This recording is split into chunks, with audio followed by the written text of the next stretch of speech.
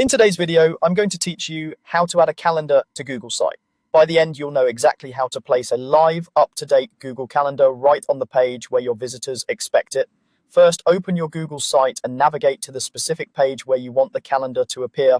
If you have multiple pages, use the Pages panel on the right to select the correct one.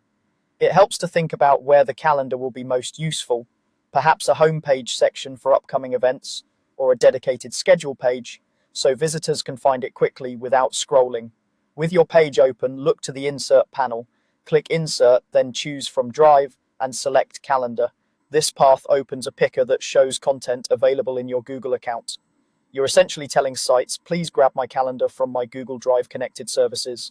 If you don't immediately see the calendar option or your calendar list, give the picker a second to load or use the search field to narrow things down. The interface may display a list of items associated with your account, and calendar will be among the types you can pick from.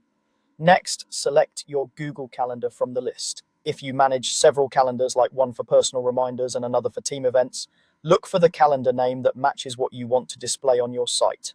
After you choose it, sites will place an interactive calendar onto your page. You'll see a live preview right in the editor so you can confirm it's the correct one.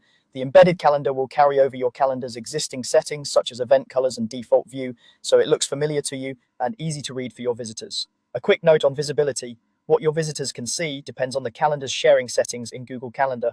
If someone can't view the events, it's often because the calendar is restricted to your account or organization. Keeping that in mind now can save troubleshooting later.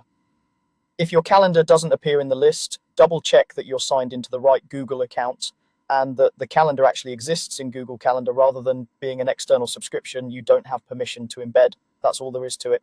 Open the page where you want the calendar, choose Insert from Drive Calendar and select the right one. You now have a dynamic, always current schedule on your Google site ready to keep your audience informed.